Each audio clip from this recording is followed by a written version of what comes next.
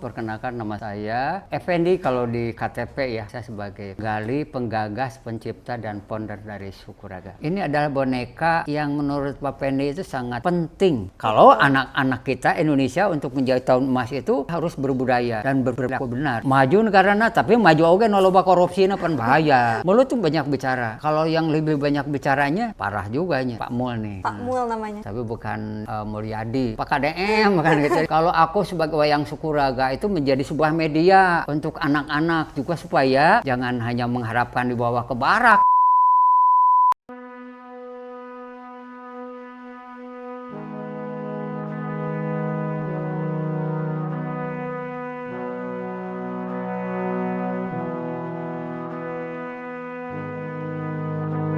Sebuah seni asli Sukabumi lahir dari seorang seniman parubaya yang masih aktif berkarya. Karya seni yang nantinya akan memainkan peran dan diberikan karakter. Inilah Wayang Sukuraga. Wayang yang satu ini beda loh, namanya Wayang Sukuraga. Bismillahirrahmanirrahim. Assalamualaikum warahmatullahi wabarakatuh. Waalaikumsalam warahmatullahi wabarakatuh. Bertemu lagi dengan kita di Ruang Temu Podcast. Kita bertemu berbagi cerita hangat selalu. Maka bersama mimpi bersatu di sini Ruang Temu. Oke, kali ini dengan saya Ika Ismaya. Seperti di podcast sebelumnya, di sini kita kedatangan narasumber yang sangat istimewa. Nah, langsung saja kita perkenalkan narasumber kita hari ini, yaitu ada Kang Fendi. Halo, Assalamualaikum Kang. Waalaikumsalam. Baik. Kang, boleh dong diperkenalkan dirinya dulu? Baik. Assalamualaikum warahmatullahi wabarakatuh. Perkenalkan, nama saya Effendi kalau di KTP ya.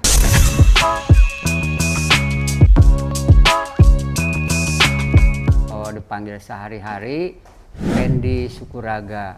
Nama di belakang anggota tubuh itu Sukuraga itu sebagai penggalian saya terhadap seni dan budaya. Sukuraga itu kan anggota tubuh. Kira-kira menjadi label di belakang nama saya Sukuraga karena saya sebagai penggali, penggagas, pencipta, dan founder dari Sukuraga. Oke, seperti yang kita tadi dengarkan bahwa Kang Fendi ini kita branding dengan nama Kang Fendi Sukuraga. Baik, nah pada podcast kali ini nih teman-teman, kita akan ngebahas tuntas tentang Rumah Budaya Sukuraga.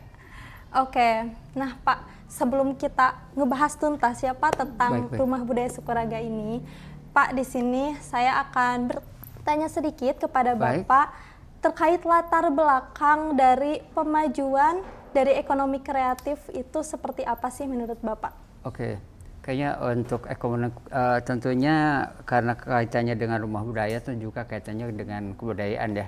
Jadi Bapak perlu sangat penting juga menjelaskan pentingnya pemajuan kebudayaan dan ekonomi kreatif, lebih cocoknya seperti itu ya. Karena ketika ada ekonomi kreatif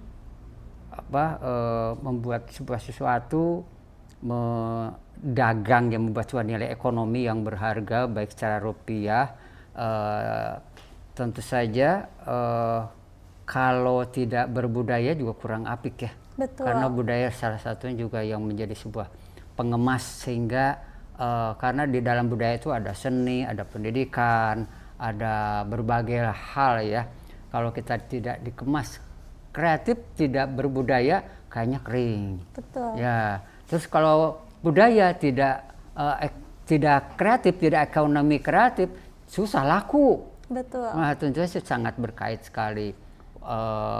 Nah, itu jadi kaitannya latar belakang penting itu sangat penting karena sangat berkaitan sekali. Apalagi budaya. Budaya menjadi sebuah pondasi juga buat satu bangsa. Contoh banyak ketika negara-negara yang dengan pondasinya budaya terus maju seperti Jepang mempertahankan, Korea juga. Jangan jauh-jauh kita lihat Bali ya. Bali itu kuat karena dia mempertahankan budayanya. Kira-kira itu pentingnya, latar belakang pentingnya kebudayaan dan ekonomi kreatif. Betul sekali apa yang dikatakan oleh Kang Fendi ya, bahwa pada kali ini kita harus beriringan antara kebudayaan dan juga ekonomi kreatif. Oke Pak, untuk selanjutnya nih Pak, kira-kira apakah ada tantangan tersendiri nih Pak dari Kang Pendi Sukuraga? Bagaimana cara Kang Pendi bisa memperkenalkan Sukuraga di era zaman globalisasi yang mana mungkin anak mudanya sekarang itu lebih terbawa ke arus modern ya Pak ya? Baik. Boleh dong Ya, Pak. tentu saja ya. Bukan tergantung, sangat terkait sendiri dari seorang senimannya atau seorang budayawannya, seorang pelaku ekrabnya untuk menghadapi tantangan zaman modern ini. Betul. Seperti Kang Pendi juga dari awal sekarang lah mulai berkecimpung di ekonomi kreatif di tahun 89. 81 sudah mulai pameran, jadi sangat panjang. Ya tentu kita zaman terus berkembang, teknologi terus berkembang, kita harus menyesuaikan zaman. Betul. Kita harus menguasai teknologi. Misalkan apa sekarang dengan adanya kecerdasan buatan AI, ya kita juga harus menguasai. Jangan sampai juga kita diperbudak oleh AI juga. Betul. Kayak manual penting. Sekarang Pak Pendi ya Kang Pendi itu sangat dibantu dengan adanya AI. Ketika di Rumah Budaya banyak penelitian-penelitian dari berbagai perguruan tinggi, baik mahasiswa, baik untuk penelitian berbagai macam kepentingan. Dengan adanya AI, baik itu ChatGPT, terus Perplexity, Gemini, diuntungkan. Betul. Karena tetapi kita juga harus ketika ini justru kita harus supaya taruhlah Sukuraga ya. Sukuraga kalau misalkan Papa ini sekarang tidak dalam tantangan ikut berkecimpung di dalam zaman kecerdasan buatan, misalkan kita nanya, siapa sih wayang Sukuraga? Tentu kalau ChatGPT, Gemini terus Perplexity, dia cepat, cerdas karena datanya diambil dari Wikipedia Indonesia dan berdasarkan basisnya pencarian.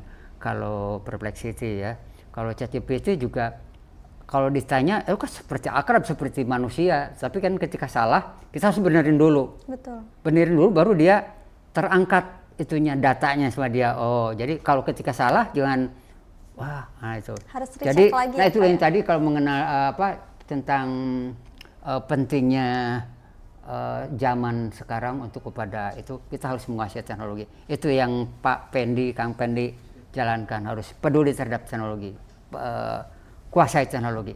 Kira-kira seperti itu. Betul. Jadi di kebudayaan tersebut juga Kang Pendi ini tidak menjadikan globalisasi itu sebagai tantangan ya, tapi sebagai keuntungan juga. Kita harus tetap berbarengan ya Pak. Betul, baik sekali. Nah Pak, ini tuh kan saya mendengar bahwa ada tagline nih Pak, Ziarah Jiwa, Perjalanan Menuju Jati Diri.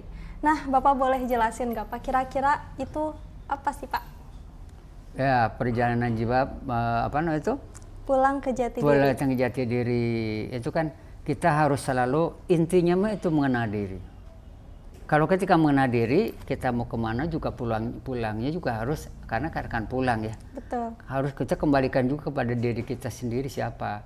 Intinya seperti Sukuraga itu adalah untuk bertujuan terbentuk, diamanahkan oleh Sang Maha Pencipta kepada pencipta kecil, sub kecil. Manusia kan hanya pencipta kecil, hanya inovator aja.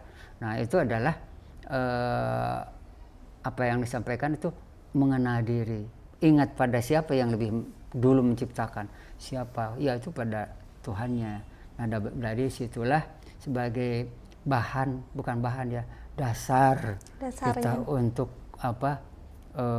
tidak sombong. Jangan sombong lah, kan kita ada yang menciptakan, ada yang memberi rezeki. Kira-kira itu tadi itu. Mudah-mudahan bisa paham ketika Kang Pendi menyampaikan analoginya seperti itu. Ya. Oke, Badaya Sukabumi, seperti yang tadi sudah kita dengarkan bahwa Sukuraga ini sangat detail ya, bahkan untuk dasarnya sendiri pun itu termasuk ada pesan-pesan untuk diri manusia yang sesungguhnya ya Pak ya. Betul. Oke, nah ngomong-ngomong tentang Sukuraga nih Pak, sebenarnya dulu saya pernah ke Sukuraga loh Pak. Iya. Bapak masih ingat? Kayaknya sih masih. Kalau disebutkan ya.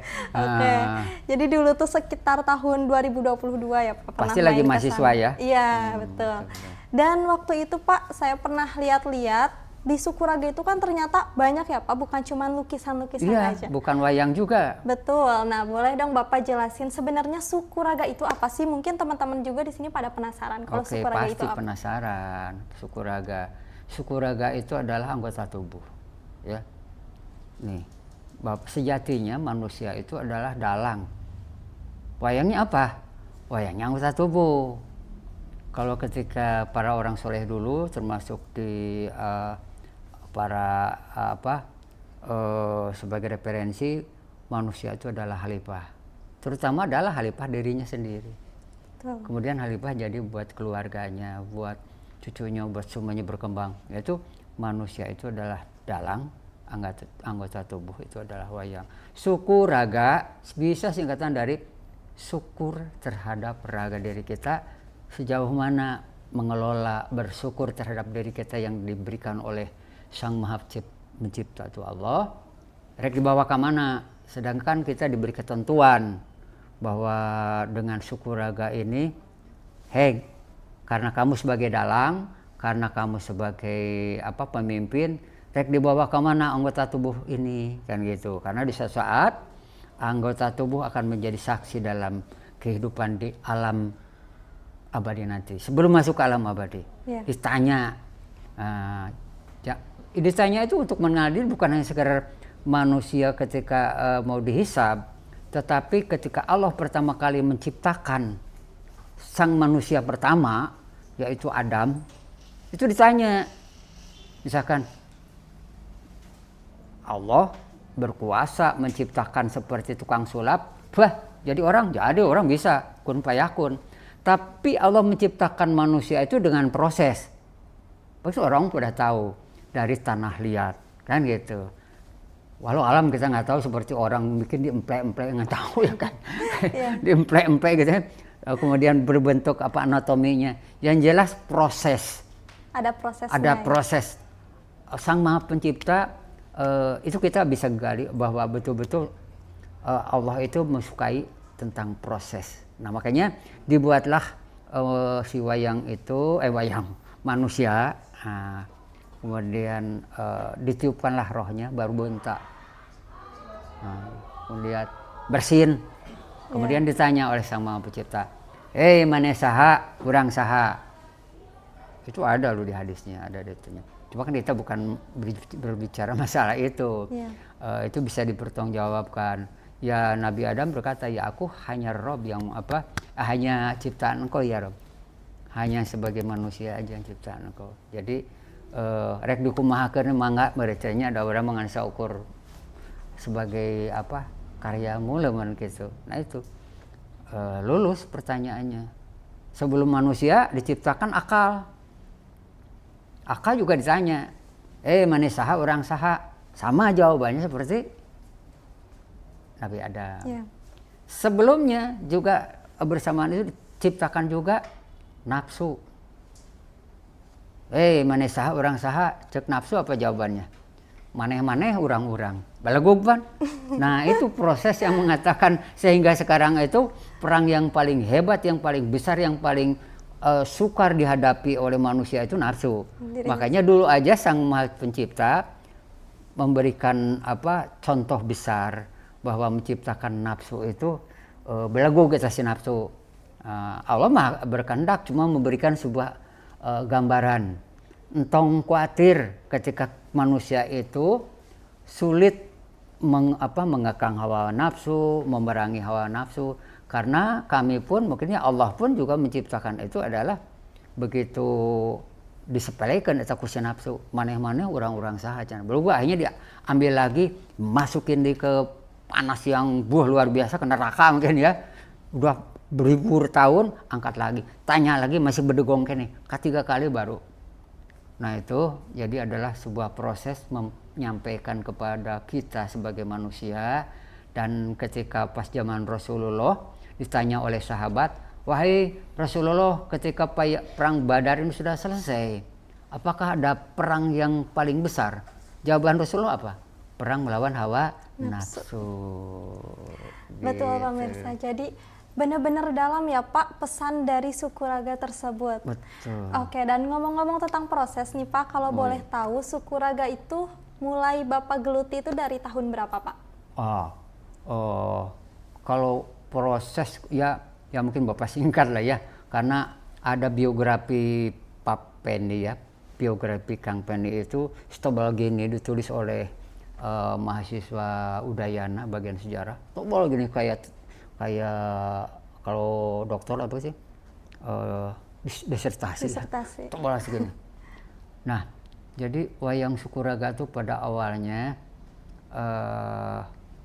Bapak itu dikritik oleh kakek di Jakarta. Bapak pulang pameran di IKJ waktu itu di Gedung Institut Kesenian Jakarta.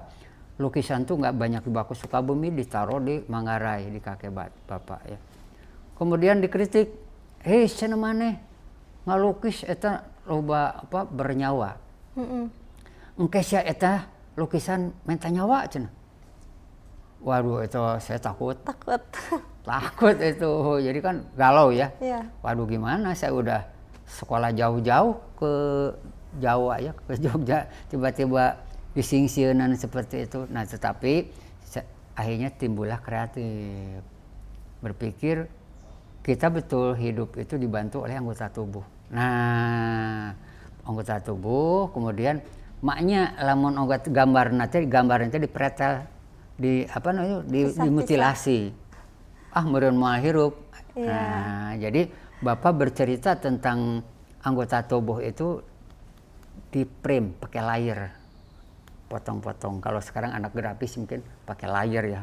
Video juga pakai layer, lapis-lapis gitu. Ada mata, ada mulut, ada telinga, semua itu dipisah. Nah, akhirnya di tahun 87.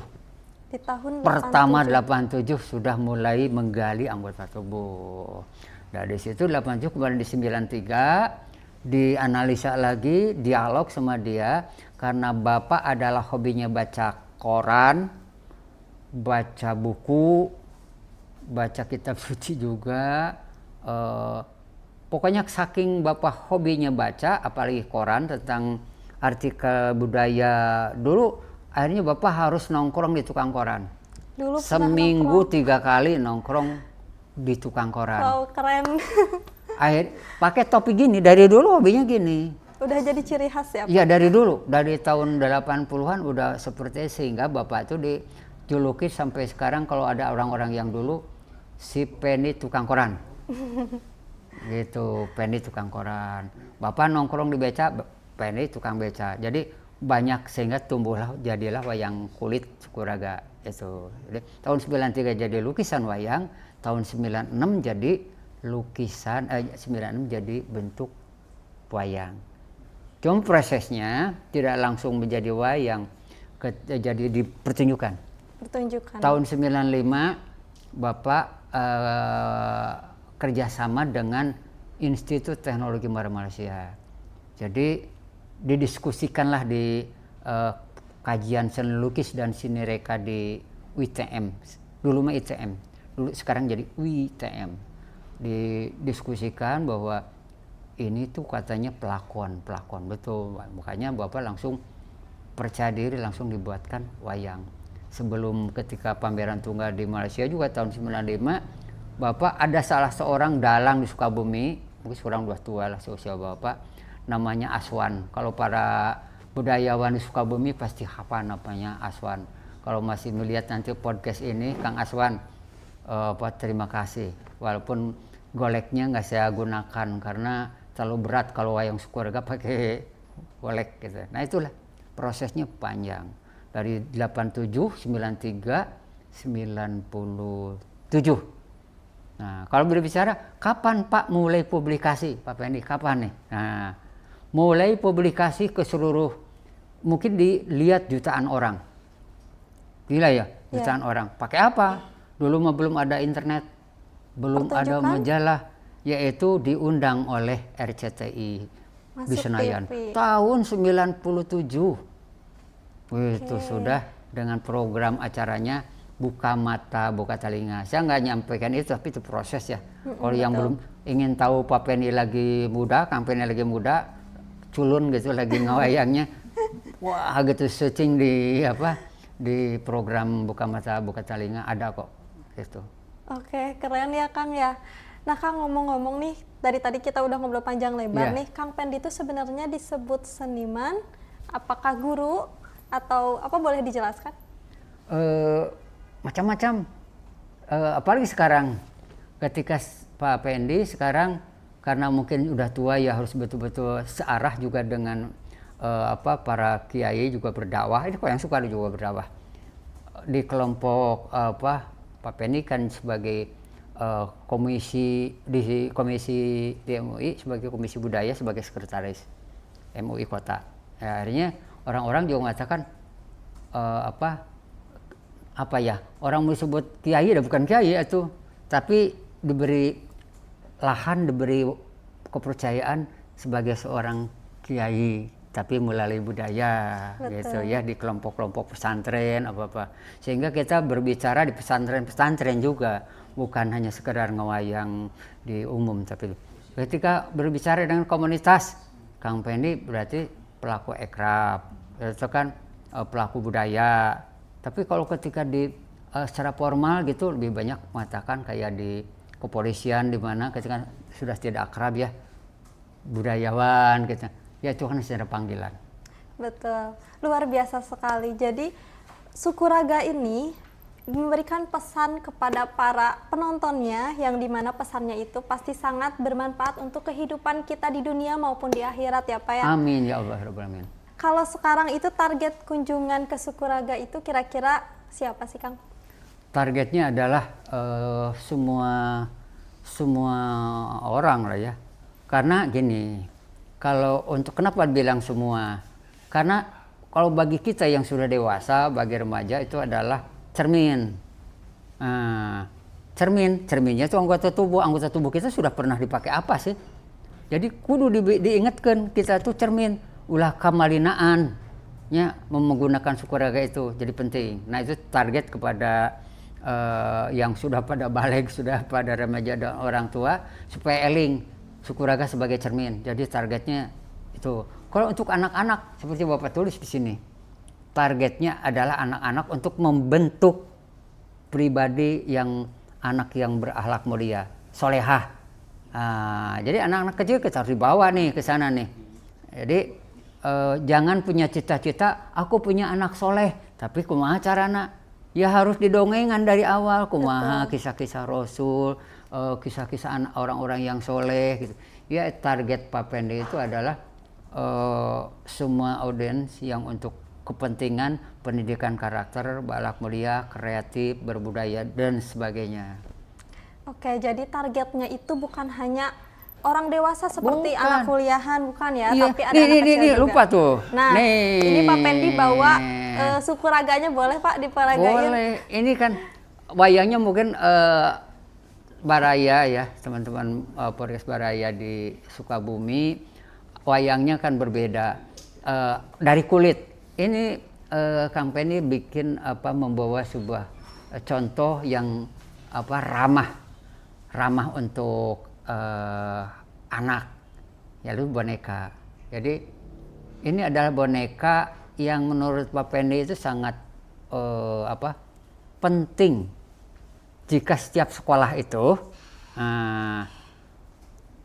bisa menggunakan alat peraga seperti ini. Kalau anak-anak kita Indonesia untuk menjadi tahun emas itu bukan hanya maju ekonomi, tapi harus berbudaya dan berperilaku benar.